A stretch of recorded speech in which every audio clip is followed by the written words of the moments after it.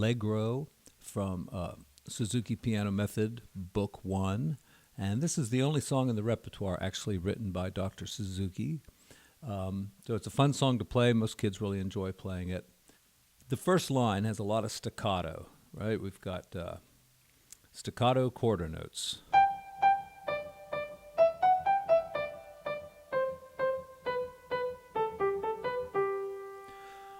A concept called down up, where you bring your hand up above the keyboard and you take the first note down like this, and you don't bounce back up again. You just come down and move your finger to grab the note. Then on the second note, you reach out your finger again and take it back up.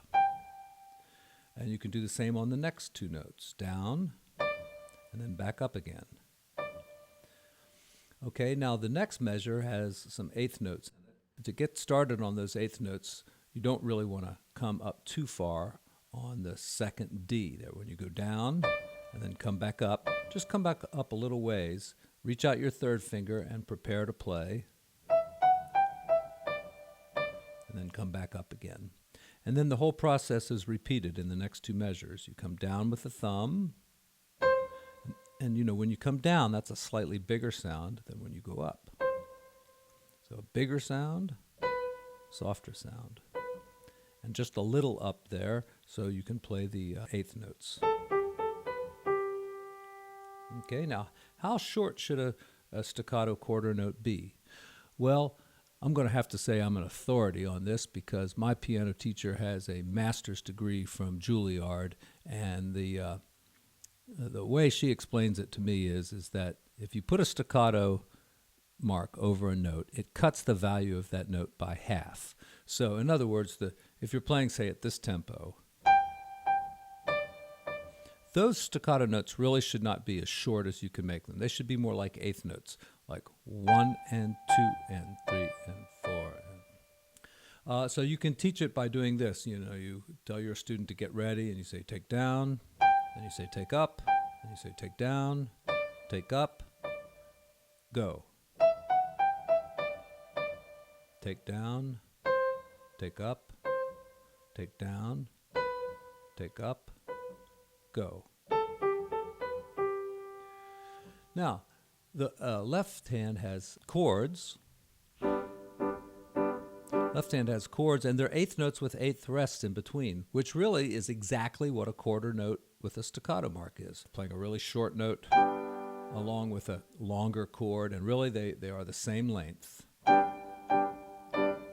You could play, you know, shorter with one hand, like that, but that's very unnatural, and frankly, I think it's kind of unmusical in this situation. So play the notes of equal length. This is a good time to actually teach your students that that's what a staccato mark means, is to cut the value of the note in half.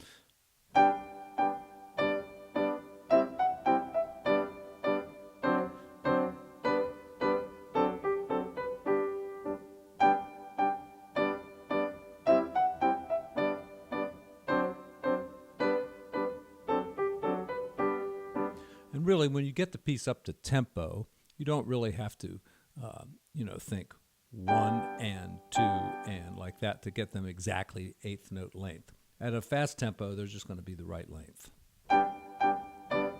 Just play them short. Okay, now I'm going to show you something really interesting.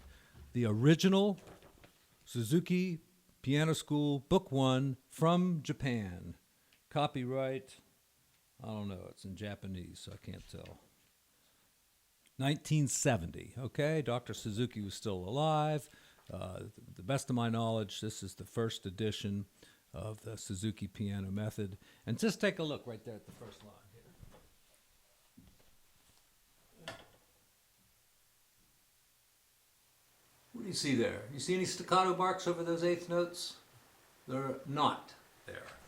So one thing that's really hard to do is to get students to play this little part, staccato. But look, it's not even written staccato in the original version. You know, it's not like they left it out, you know, by accident, because, you know, there's staccato marks in there already, so.